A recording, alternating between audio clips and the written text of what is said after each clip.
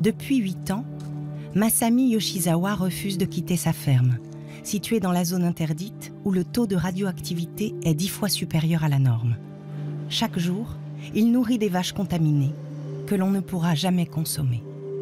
La tâche semble absurde et pourtant, ce combat s'inscrit dans une longue histoire, celle des irradiés du nucléaire, des essais de bikini au désastre de Fukushima, en passant par les Radium Girls.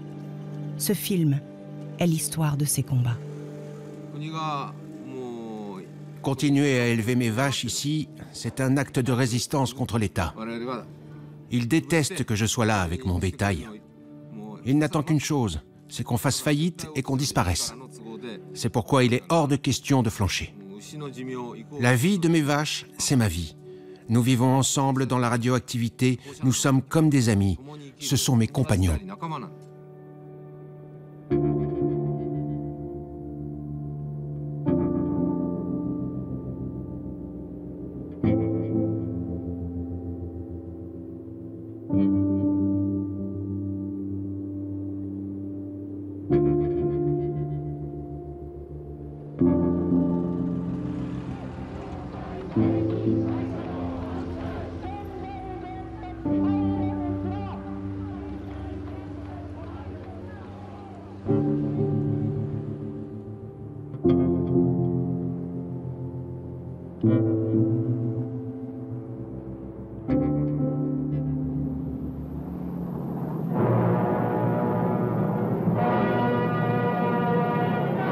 This is the valley where the giant mushrooms grow.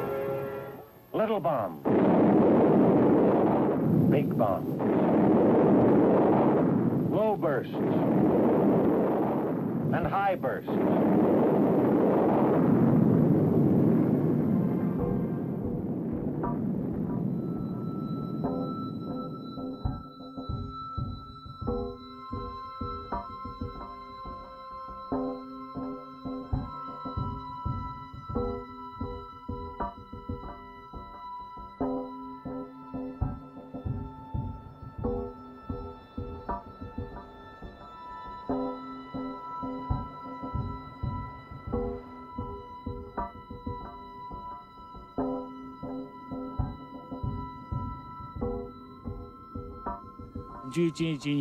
Au moment de l'accident le 11 mars, j'étais à la centrale nucléaire de Nagawa, à 120 km au nord de Fukushima. Et comme je ne pouvais plus rentrer chez moi, je suis resté dans le périmètre de la centrale jusqu'au 15 mars. L'alarme s'est déclenchée à Onagawa, car le 13 mars, le nuage radioactif est arrivé jusque-là. L'ordre de confinement a été donné. Les rayonnements étaient très élevés, on ne pouvait plus sortir. Moi, j'étais en patrouille à l'extérieur pour chercher les victimes du tsunami, mais on m'a rappelé et je suis retourné à l'intérieur du bâtiment. À ce moment-là, le 13 mars, j'ai vu un énorme bateau arriver dans la baie. C'était le Ronald Reagan, qui venait pour l'opération Tomodachi.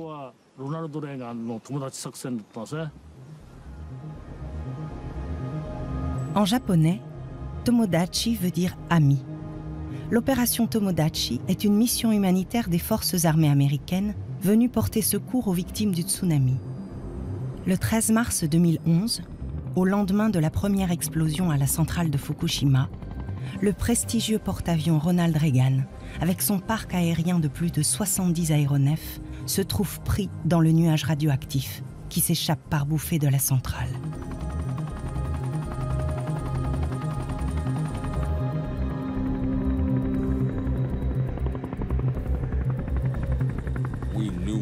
Nous savions que là où nous allions, il y avait un tsunami et qu'il y avait des risques de fuite avec les réacteurs.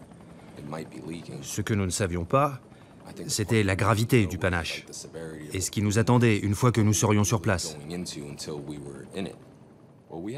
Nous avions accès au pont supérieur et sitôt réveillé, je suis monté. On pouvait sentir quelque chose dans l'air, c'était différent, comme un goût métallique de sang dans la bouche, plutôt comme du papier métallique, comme si on léchait du papier d'aluminium. Nous n'avons pas su tout de suite pour les radiations. Nos chefs n'ont rien dit, mais les alarmes ont retenti et on a dû se rendre au poste de décontamination. On nous a lavé de la tête aux pieds et personne ne savait ce qui se passait. Les spécialistes nucléaires sont venus avec leur compteur Geiger et il y avait une longue file sur la passerelle pour se faire inspecter afin de ne pas contaminer l'intérieur du navire. On entend ces compteurs Geiger, on ne sait pas. On entend un son, un cliquetis, et c'est du genre « Que se passe-t-il » On nous répond « Ne vous inquiétez pas ».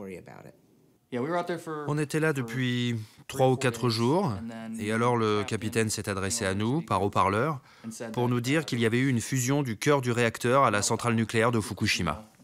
Le Ronald Reagan se positionne à 120 km au nord de la centrale.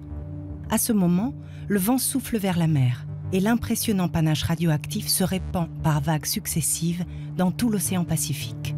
Le fleuron de la marine américaine est pris au piège. Ces 5000 soldats seront exposés aux nuages radioactifs pendant 2 jours. On a été obligé de changer de position parce que le navire était dans le nuage. Mais le nuage a tourné vers nous. C'est à partir de là que des mesures ont été prises pour éviter autant que possible les radiations. Nous avons passé quelques jours à jouer au chat et à la souris pour échapper aux radiations. Bien sûr, on se posait beaucoup de questions. Est-ce qu'on va tous mourir? Vous savez ce qui va nous arriver? Ne vous inquiétez pas, rien ne va vous arriver. Tout va bien. Voilà ce qu'on nous disait. Continuez à faire votre travail, tout va bien. Les officiers ne vont pas sur le pont. Nous, si. Notre nature humaine nous pousse à combattre ou à fuir. Mais comme il n'y avait rien à combattre, il fallait partir. Mais au lieu de ça, on est juste resté planté là.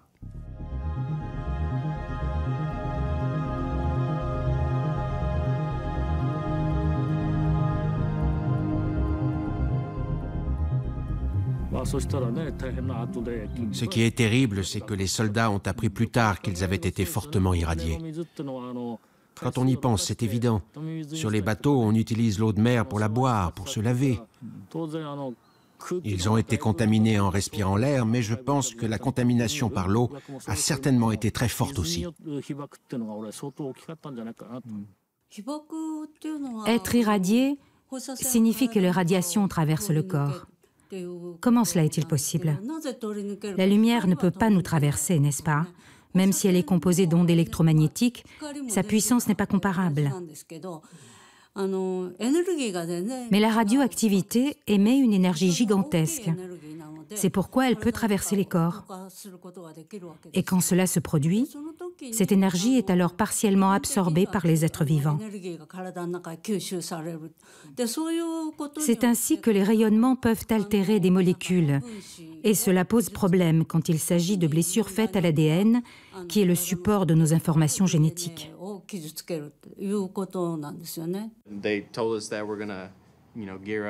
Ils nous ont dit de nous équiper, de monter sur le pont et de nettoyer tout le pont, brosser tous les avions, nettoyer toutes les surfaces et ne redescendre que lorsque nous aurions fini.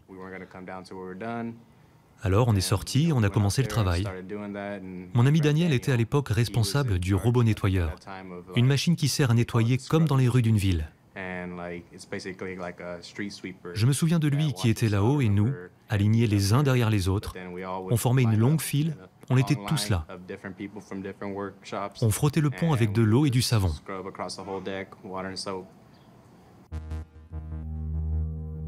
Après l'explosion, les habitants de la région de Fukushima se croient à l'abri des radiations. Mais le 15 mars, le vent tourne vers l'ouest et se dirige vers l'intérieur des terres, dépassant même Tokyo, la capitale, en exposant de nombreuses populations aux radiations. Sur terre, sur mer, dans les airs, la catastrophe est totale. Impossible d'y échapper. Une question est sur toutes les lèvres. Peut-on s'en protéger ?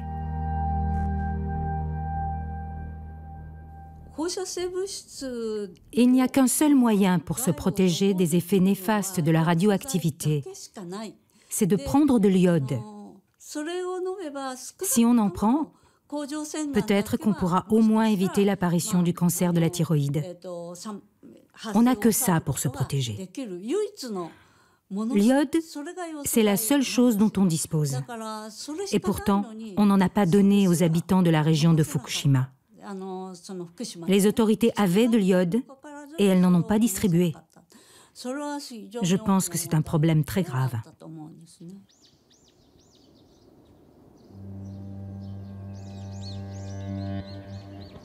Le 14 mars, le réacteur 3 de la centrale explose.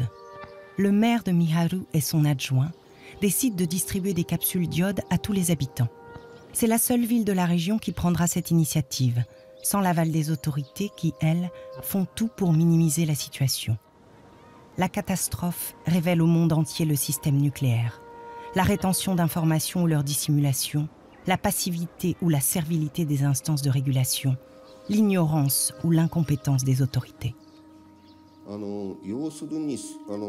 Certes, nous avions de l'iode stable, mais il faut d'abord préciser que nous ne savions rien de la situation concernant le niveau de radioactivité.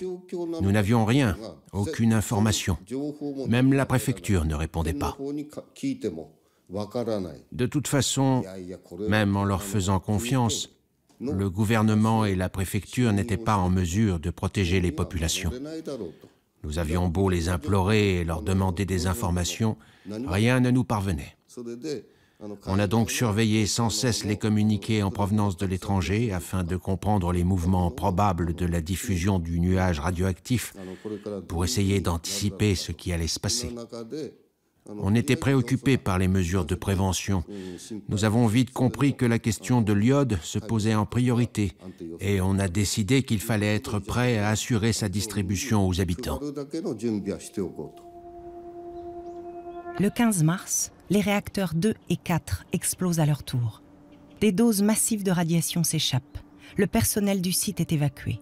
Les 17 000 habitants de Miharu reçoivent leur capsule d'iode. Un peu plus tard, la préfecture contacte le maire de la ville. Un responsable à la préfecture nous a demandé avec quelle autorisation nous avions fait la distribution d'iode. Nous lui avons répondu que c'était de notre propre initiative. Et il nous a répondu, puisque la préfecture n'a pas donné d'instruction, annulez tout. Mais on lui a dit qu'on avait déjà distribué l'iode, et même qu'elle avait été administrée, et que de ce fait, l'annulation était désormais impossible. La préfecture a insisté, mais on a ignoré leur demande. Voilà comment ça s'est passé.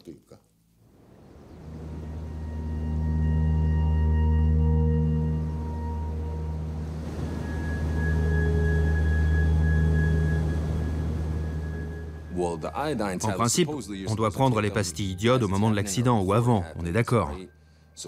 Eux, ils nous ont apporté des formulaires à remplir qui disaient qu'on nous avait distribué des pastilles d'iode, mais ce n'était pas le cas.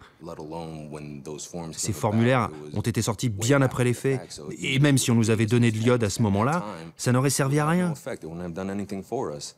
Je me souviens bien de ce jour-là. Ils nous ont rassemblés à la cantine et ils nous ont fait asseoir. C'était du genre, voilà, on va vous donner ces papiers, ça dit qu'on vous a donné de l'iode, signez-les et on en reparlera plus tard. Mais moi, je voulais pas signer ça. Ils voulaient me forcer, mais j'ai refusé. Mais vous devez signer. Non. Je leur ai rendu le papier et je suis parti. Mais la plupart des gens disaient qu'il fallait signer et ils ont fini par le faire. Pourtant, nous n'avons pas reçu d'iode. Pourtant, leurs supérieurs ont pris de l'iode. Le Reagan est un porte-avions nucléaire et il y avait forcément des dosimètres à bord. Ils avaient les moyens de détecter les risques de contamination. Ils auraient dû le signaler aux marins et leur fournir des relevés, mais aucun soldat n'a été prévenu. Et comme personne n'était au courant, ils ont tous bu de l'eau contaminée dans les premiers jours. Et ils se sont exposés aux radiations.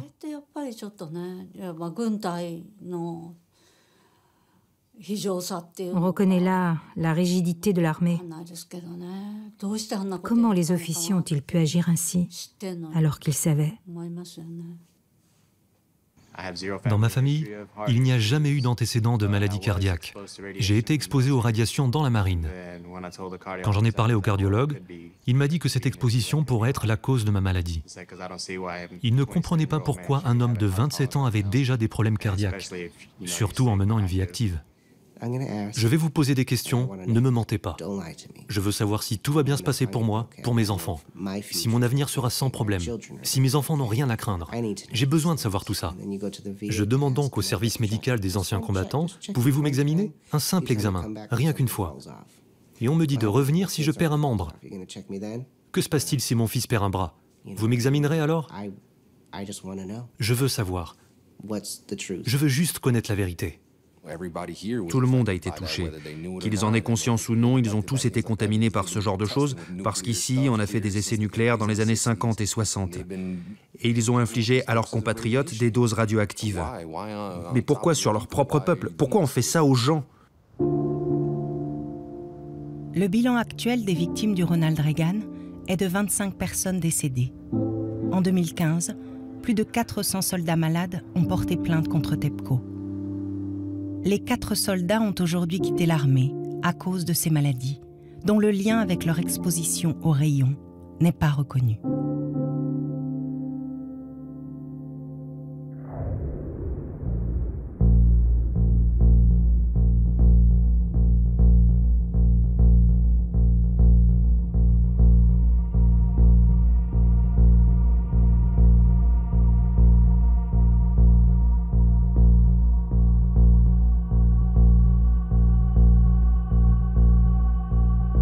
The first shot took place on its scheduled date of March 1st, and the second on March 26th. Both were successful. The survey aircraft carefully searched the area and reported no shipping. The shot was fired. A Japanese fishing trawler appears to have been missed by the search. The 23 crew members on the ship were therefore within the area of the fallout. Des bandages, des brancards, des brûlures. La bombe H de l'essai de Bikini en mars 1954 est la plus puissante jamais testée à l'époque. L'explosion a été beaucoup plus forte que prévu. Un tonnier japonais, le Daigo Fukuryu Maru, se trouve dans la zone des retombées radioactives. Fukuryu signifie « dragon chanceux », mais le petit bateau de pêche porte bien mal son nom. Tout l'équipage va être exposé aux radiations de l'essai nucléaire américain. Moins de 10 ans après Hiroshima et Nagasaki, le Japon se trouve à nouveau en proie aux effets mortifères de l'atome. «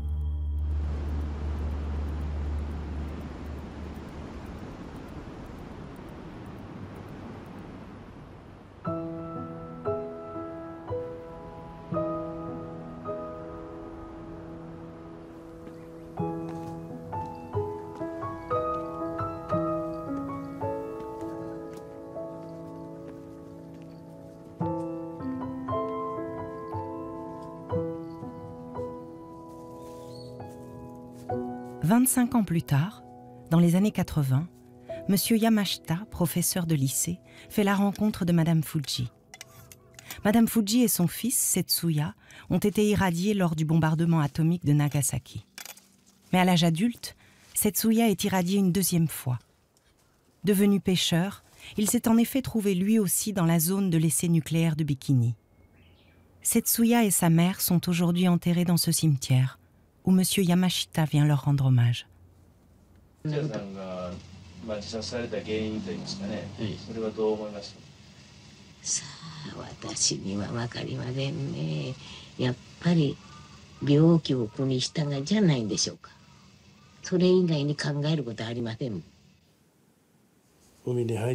Son fils s'est suicidé en mer à l'âge de 27 ans. J'ai demandé à Madame Fuji s'il était marin sur le Daigo Fukuryu. C'est ce nom de bateau qui m'est venu tout de suite à l'esprit, car à ma connaissance, il n'y avait pas d'autre bateau à Bikini. Elle m'a répondu que non. Nous étions très surpris d'apprendre que d'autres bateaux, en plus du Daigo Fukuryu, avaient été contaminés dans les eaux de Bikini. C'est comme ça que tout a commencé.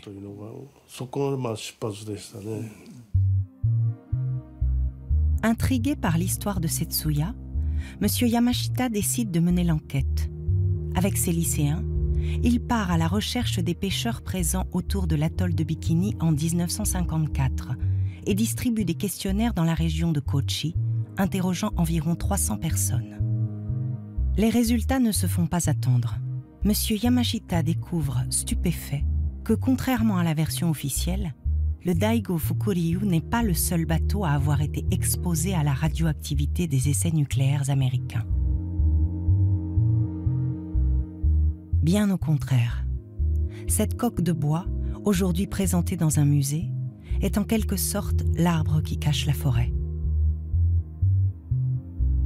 700 autres bateaux ont vécu le même drame, et les 23 marins irradiés en cachent plusieurs milliers d'autres, jusqu'à présent jamais recensés, ni même reconnus.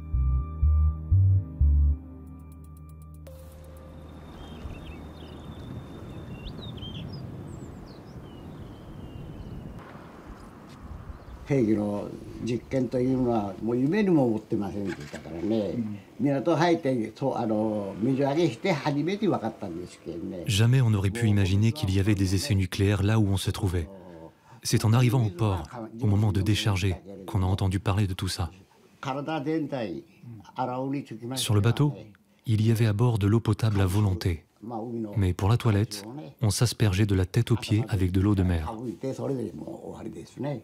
On a traversé une zone agitée.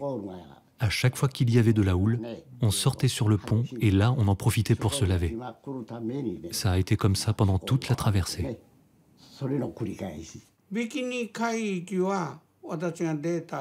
La traversée des eaux de Bikini dure entre 40 et 45 jours environ. L'État ne nous a jamais dit que cette zone était dangereuse et qu'il ne fallait pas y aller. Nous n'avons été informés de rien. Et après, nous sommes retournés à Bikini, plusieurs fois de suite.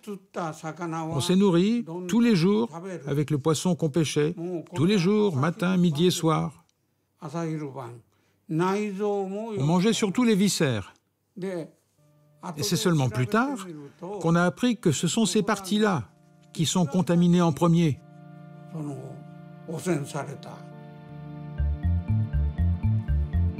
Mai 1954. 2 mois après le retour du tonnier japonais, un bateau scientifique envoyé par le gouvernement, le Shunkutsumaru, appareille sous les vivas de la foule, dans une mise en scène savamment orchestrée. Sa mission est d'effectuer des recherches au large de Bikini afin de déterminer l'étendue de la contamination et d'en effectuer une cartographie.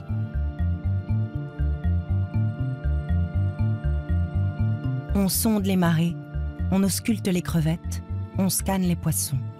Beaucoup de poissons contaminés sont découverts, en particulier les thons, poissons voyageurs, parfois très loin de la source de contamination.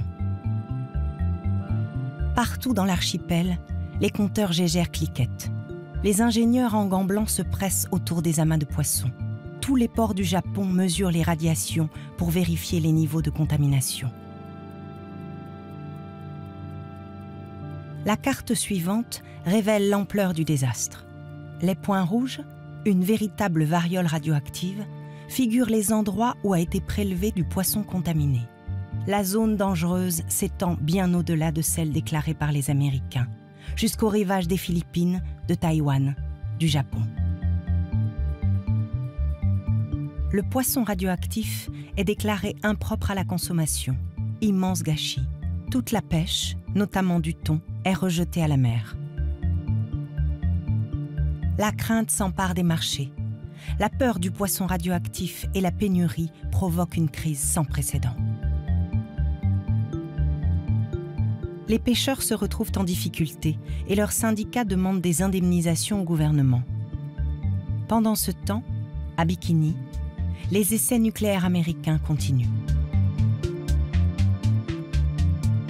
Dans les rues, les Japonais manifestent contre la bombe nucléaire.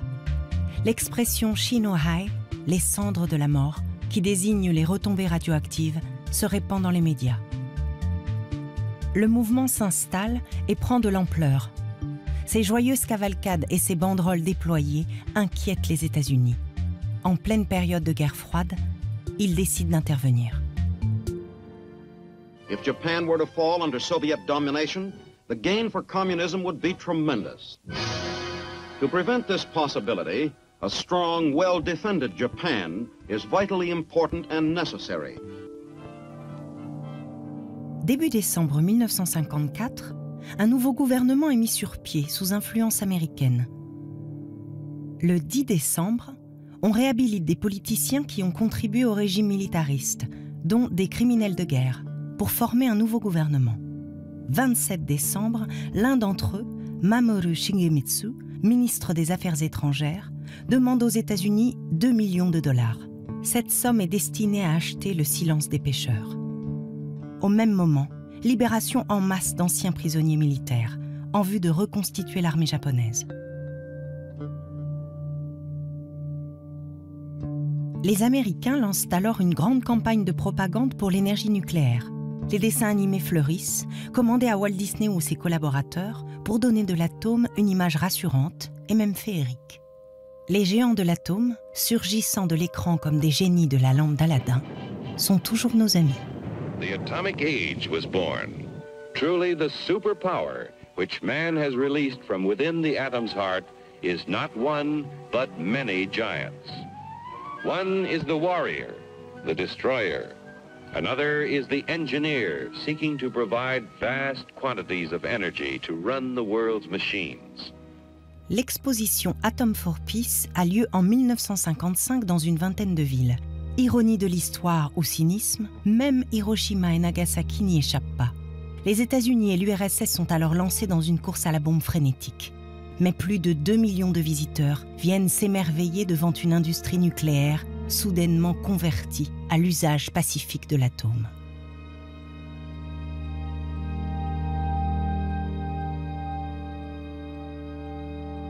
Les tombes sont muettes et les morts ne parlent pas. Oubliez les souffrances des irradiés de Hiroshima et Nagasaki. Radiez des livres d'histoire la tragique expérience des pêcheurs victimes des tirs nucléaires de Bikini. La propagande sur les bienfaits du nucléaire efface de la mémoire officielle la liste insupportable de toutes les victimes de notre ami l'atome.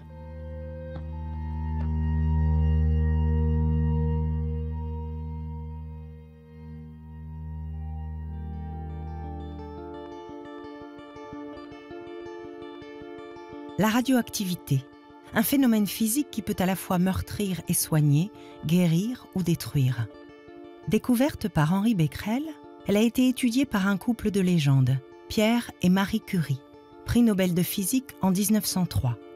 Ce sont les premiers à avoir utilisé le terme radioactivité suite à une découverte de tout premier plan, le radium. Le succès du radium dans les premières années du siècle est basé essentiellement sur les applications médicales.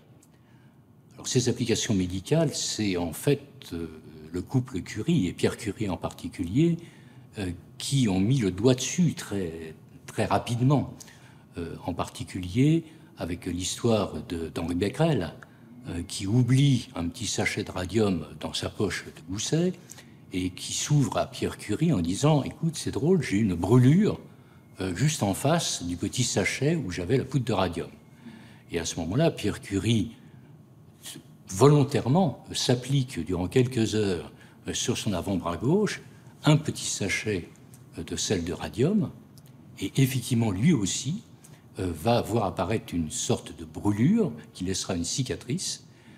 Et Henri Becquerel et Pierre Curie vont publier en 1901 à l'Académie des sciences donc le fait que le radium, le rayonnement du radium est capable d'entraîner des sortes de brûlures cutanées.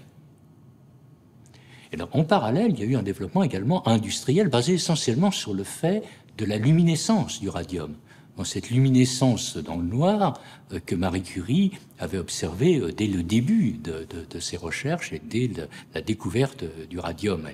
Elle parle de cette jolie lumière bleuâtre dans l'obscurité. Et ceci va être utilisé pour fabriquer, en définitive, surtout des peintures radioactives luminescentes qui permettent de voir dans le noir. L'histoire des Radium Girls, en fait, ça a été l'un des premiers cas de cancer avérés, certains liés aux radiations ionisantes liées aux rayons.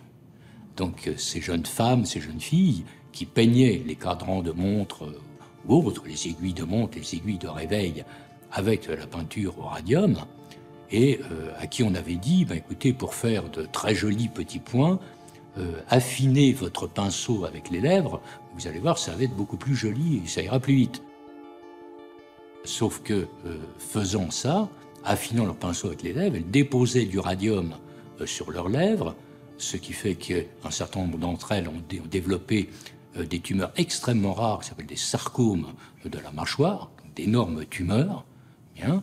Et puis, elles se sont contaminées au radium, et un certain nombre d'entre elles sont mortes d'aplasie médulaire, c'est-à-dire la moelle osseuse qui fabrique les globules rouges, les globules blancs, les plaquettes, ne fonctionnait plus, et elles mouraient d'aplasie.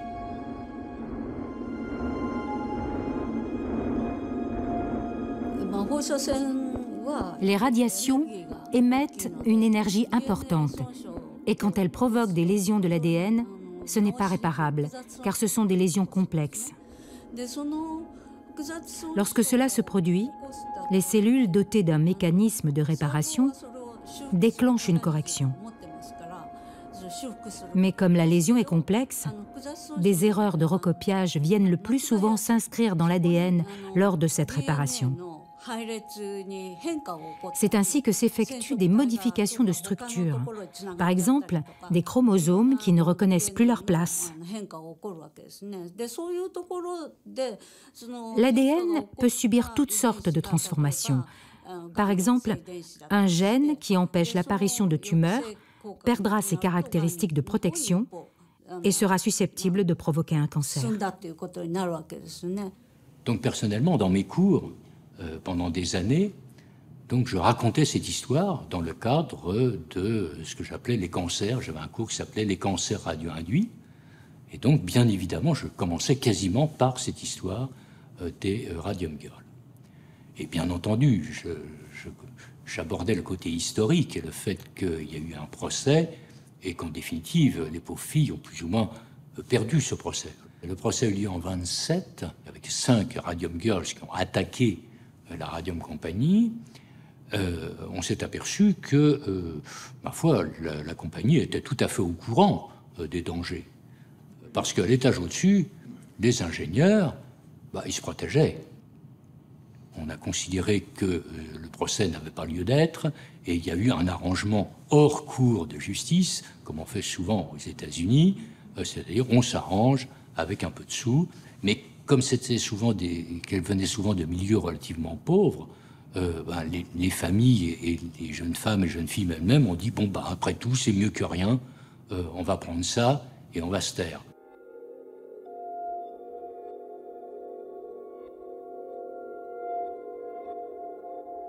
Donc Pierre Curie est décédé, la tête écrasée par un chariot dans la rue. Quand on l'a exhumé du petit cimetière où il était pour le mettre au Panthéon et qu'on a ouvert le cercueil, il y a eu une bouffée de radon qui prouvait qu'il avait été lui aussi très contaminé et que s'il n'était pas mort accidentellement, probablement, comme Marie Curie, il serait aussi mort, il serait aussi décédé des conséquences des irradiations qu'il avait reçues.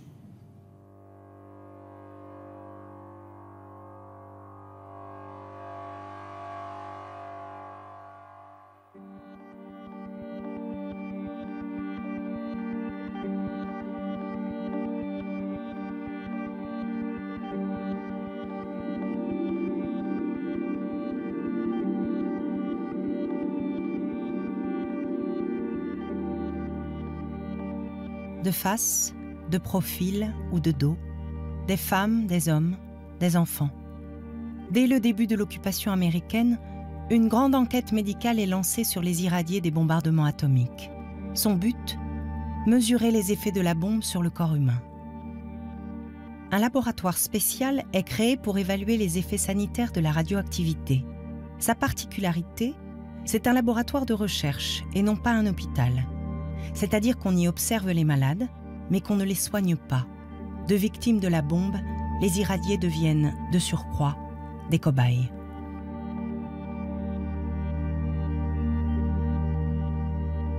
Ces petites fiches cartonnées innombrables, numérotées et couvertes d'une encre bleue ou noire, concernent l'irradiation externe. Ce sont pour ainsi dire les parchemins de l'indicible ou de l'inavouable.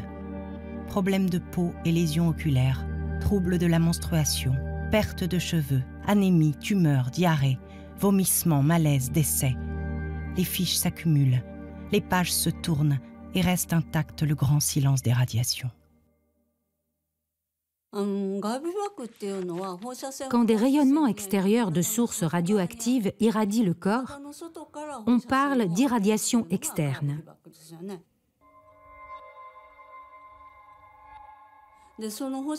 Quand des éléments radioactifs qu'on a respirés ou ingérés à travers des aliments ou des boissons pénètrent dans l'organisme et s'y installent, et que la source de rayonnement continue à diffuser de la radioactivité, on parle d'irradiation interne.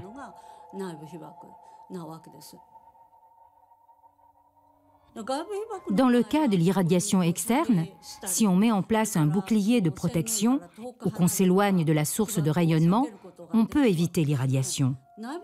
Mais dans le cas de la contamination interne, la radioactivité pénètre dans l'organisme. On ne peut pas y échapper. Au même moment, aux États-Unis, les Américains démarrent un programme d'essais nucléaires pour mieux analyser les effets des radiations sur les soldats, le matériel et l'environnement. Il commence en 1946 et durera près de 20 ans.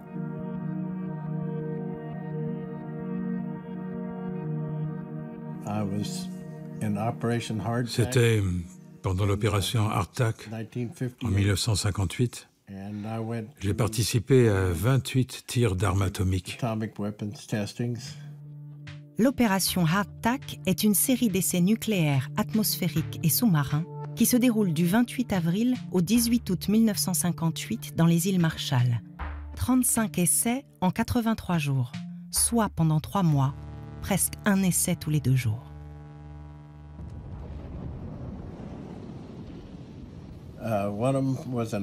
L'un s'appelait le tir parapluie. C'était un énorme panache.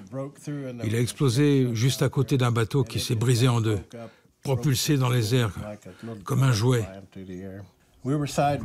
Notre porte-avions était situé parallèlement à l'explosion et quand il a été frappé, il a vibré comme du papier aluminium froissé.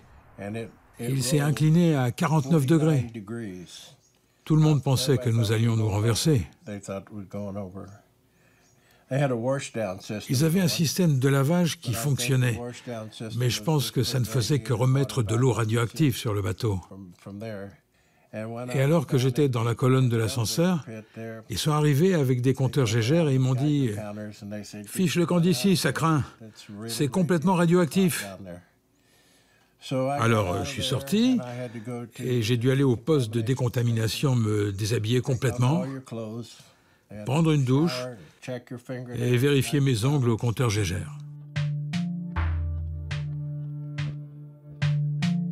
Le tir s'appelait le tir Tech. Ils portaient tous des noms d'armes. Quand il a explosé, j'avais le dos tourné et la chaleur était telle qu'elle a brûlé le dos de mon uniforme.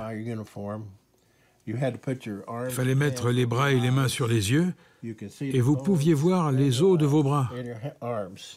Et en levant les yeux, vous pouviez voir le squelette du type devant vous.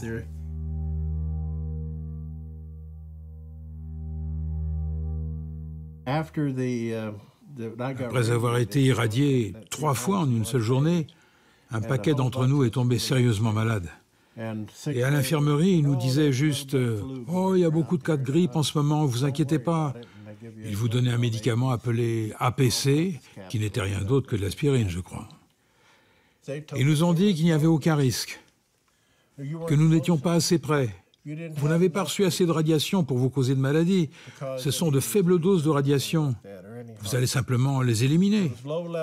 Ça va disparaître avec le temps, ça va partir.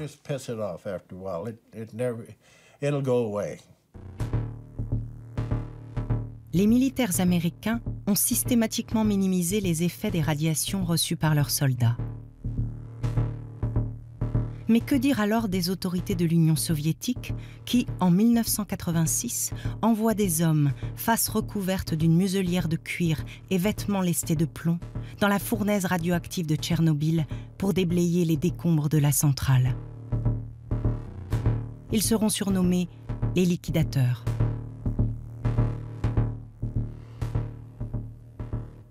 Si on regarde la situation aujourd'hui, on a une mauvaise idée de ce qui s'est passé parce qu'en fait, c'est comme un film. Les choses évoluent. Tchernobyl a posé un problème énorme parce que personne ne s'attendait à ce qu'un contexte de guerre atomique résulte d'une explosion, d'un accident de réacteur. Alors que c'était comme une guerre nucléaire, Tchernobyl. C'était des radiations. Les retombées de Tchernobyl, ça équivaut à 500 bombes atomiques à peu près. Donc c'est considérable. Le rapport de l'ONU sur la question, c'est 50 morts et puis des cancers à venir pour plus tard. Ce qui fait que Tchernobyl apparaît comme ayant causé moins de dégâts qu'une journée d'accident de circulation dans l'ex-URSS. Aujourd'hui, plus de 80% des enfants sont considérés comme malades au Bélarus. Plus proche d'ailleurs de 90 que de 80. Alors qu'avant l'accident, c'était 15 à 20%. Cet état général de fragilité se trouve aussi chez les adultes. Les adultes sont très souvent malades. Ils ont été enfants malades de Tchernobyl, ce sont des adultes malades de Tchernobyl, avec des invalidités, etc. La population décroît. Le nombre de décès par rapport aux naissances a doublé. Avant, on avait 60 décès pour 100 naissances. Aujourd'hui, c'est 120 décès pour 100 naissances. C'est ça la réalité. C'est-à-dire une population de plus en plus malade, des maladies qui ne sont pas considérées comme dues aux radiations, mais qui sont pourtant 4 ou 5 fois plus nombreuses qu'avant Tchernobyl. Il y a des cas extrêmement troublants et inquiétants. Par exemple, c'est fin 2017, à Minsk, dans une école, en plein jour, à quelques semaines d'intervalle, deux enfants, des fillettes, je crois, de l'ordre de 10 ans, ont eu un arrêt cardiaque et sont mortes. On n'a aucune information sur la cause, mais c'est tout à fait inédit. Et ça, d'après ce que j'ai appris, ça a amené le gouvernement à faire tester, à faire des électrocardiogrammes à une grande population d'enfants pour essayer de repérer ceux qui étaient à risque. Les aspects congénitaux sont très importants. Une irradiation du fœtus au moment de la formation du cœur peut conduire à ce qu'on appelle un souffle au cœur, c'est-à-dire que la paroi entre les deux ventricules n'est pas fermée, le sang passe de l'un à l'autre et l'enfant a une fragilité cardiaque, des troubles cardiaques, arythmies et tout. Chez les liquidateurs de Tchernobyl, la principale cause de mortalité, c'est l'infarctus. Donc ça peut être vraiment considéré comme une relation directe entre radiation et maladie ou accident.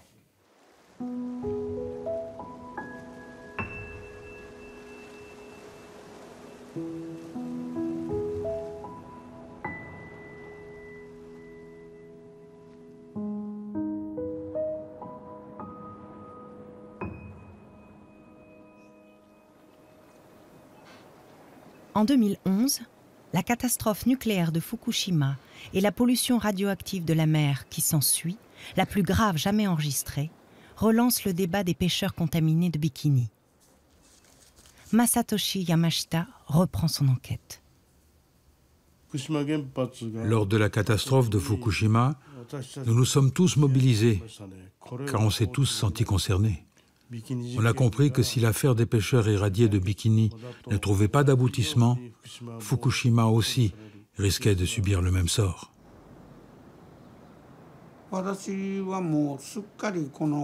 Moi, j'avais complètement oublié l'incident de Bikini. C'est seulement en 2014 que j'ai lu dans le journal local de Kochi un article sur le procès des pêcheurs de Bikini. À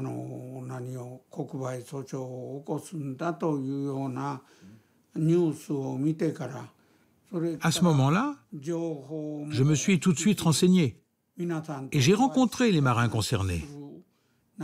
En parlant avec eux, j'ai compris beaucoup de choses. Je me suis dit que je ne pouvais pas laisser passer ça, que je ne pouvais pas pardonner. En apprenant que les archives avaient été cachées pendant plus de 60 ans, j'ai pensé que je n'avais pas été respecté en tant que citoyen.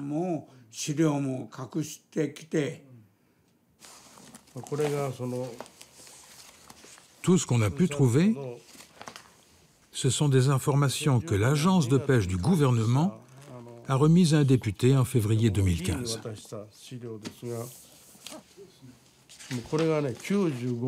Il y a 95 pages, mais elles sont toutes noircies. On ne voit rien. Absolument rien. J'ai jamais vu une chose pareille. On ne peut rien faire avec ça.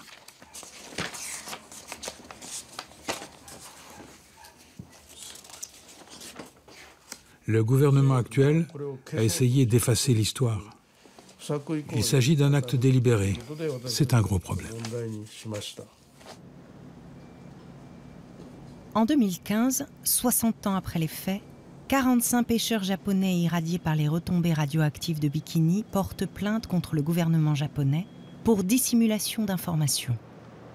Ils réclament une indemnisation pour les soins médicaux.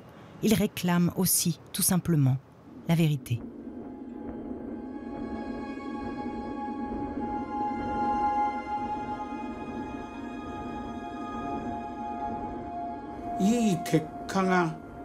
Je prie pour qu'un verdict juste soit prononcé le plus rapidement possible pour toutes les victimes. Et je voudrais aller l'annoncer à tous mes compagnons. Notre pays nous a laissés tomber. Disons-le clairement, il nous a abandonnés. Nous sommes des gens sacrifiés. Je me dis qu'il ne faut rien lâcher, parce que ce procès va donner une légitimité aux gens de Fukushima. Même si le temps a passé, il faut faire toute la lumière sur cette affaire.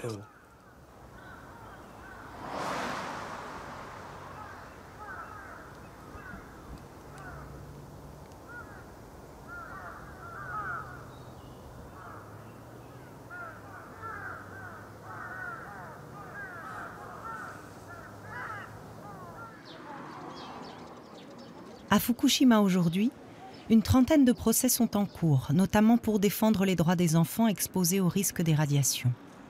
Les enfants, leur squelette en formation en fait les premières victimes des radiations, les plus fragiles.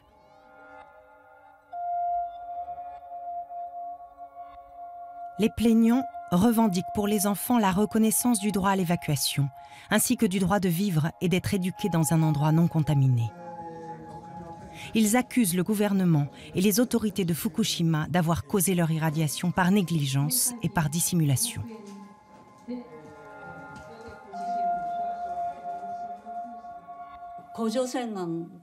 Les cancers de la thyroïde ont nettement augmenté.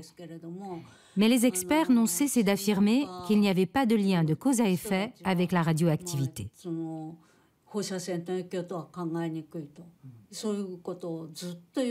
C'est ce que les autorités appellent l'effet de dépistage. Si c'était le cas, puisque ces examens se déroulent en 3 étapes tous les 2 ans, on pourrait se dire que même si le nombre de cas est élevé la première fois, il ne devrait pas y en avoir plus au 2e dépistage. Or, on a trouvé 71 nouveaux cas inexplicables.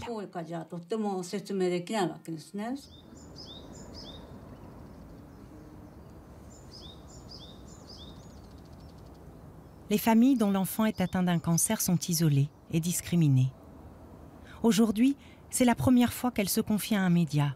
Alors, devant la caméra, les langues se délient, les regards se troublent, et même les silences se chargent de sens.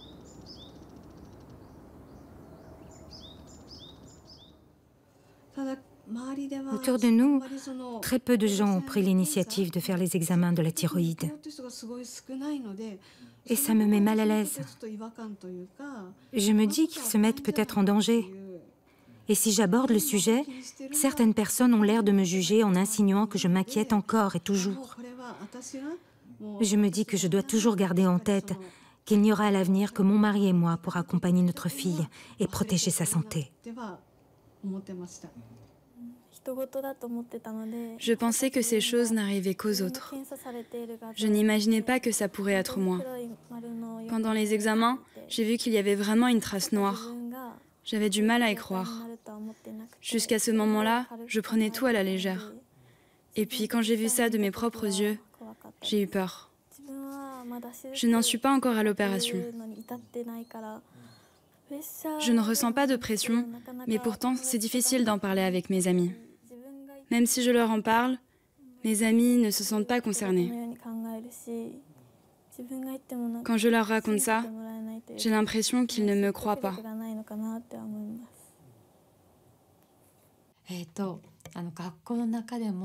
À l'école, la rumeur courait que les gens ne voulaient pas se marier avec des personnes irradiées originaires de Fukushima.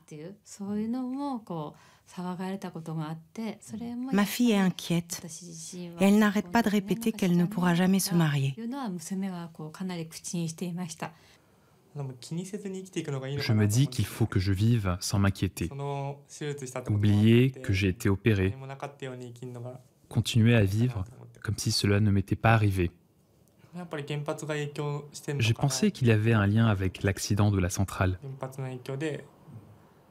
Et qu'à cause de l'accident...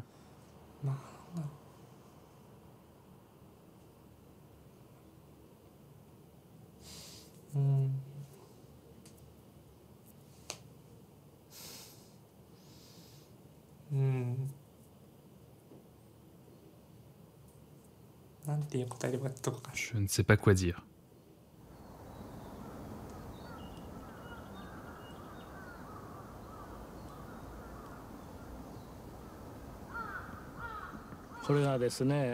Avant, tous les sacs de débris radioactifs qu'on voit là derrière étaient dispersés partout dans la ville. On les a rassemblés ici où on a fait un stockage provisoire. Une partie de ces sacs ici va être déplacée à côté de la centrale de Fukushima, sur le grand centre de stockage de déchets radioactifs. Les déchets sont en train d'être triés. Soit ils vont à la centrale, soit ils restent là provisoirement. Les sacs qui vont rester là seront soigneusement recouverts d'une bâche verte.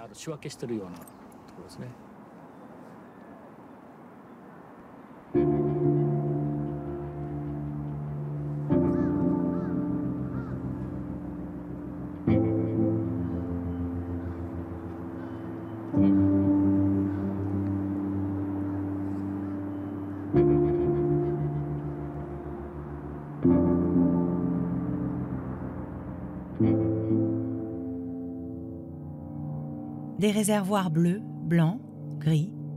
Aujourd'hui, on refroidit en permanence les réacteurs de la centrale en les aspergeant d'eau. L'eau utilisée devient immédiatement radioactive.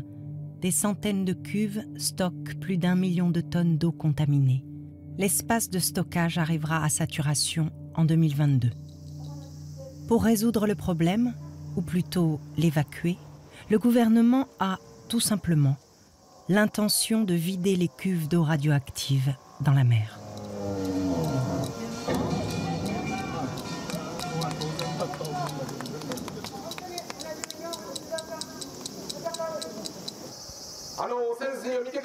Si après les Jeux Olympiques on relâche l'eau contaminée de la centrale de Fukushima, l'industrie de la pêche sera complètement anéantie. Il est évident que tant qu'il y aura cette centrale de Fukushima en ruine et que les préjugés feront des dégâts, la confiance ne pourra pas être rétablie. Les 2 millions d'habitants de la région de Fukushima doivent en avoir conscience. Et vous, les habitants de Tokyo qui avez profité de l'électricité en provenance de Fukushima, soyez solidaires et prenez vos responsabilités. Merci.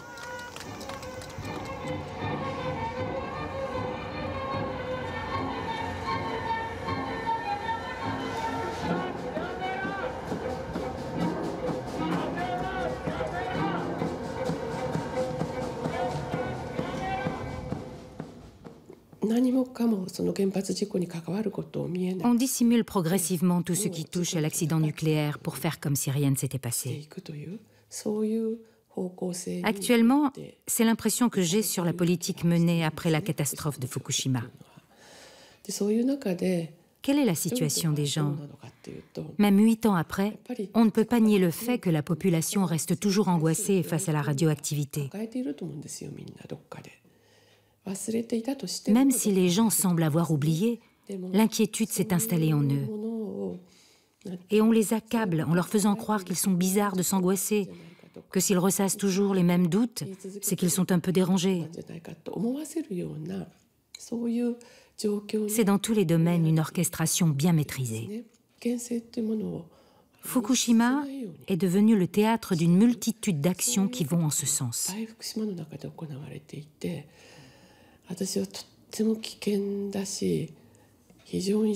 Je trouve cela très dangereux.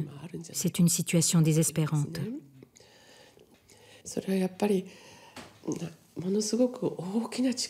L'État, lié au lobby nucléaire international, ont ensemble un pouvoir démesuré. Ils sont redoutables. Ils veulent étouffer l'accident de Fukushima et faire comme si rien ne s'était passé.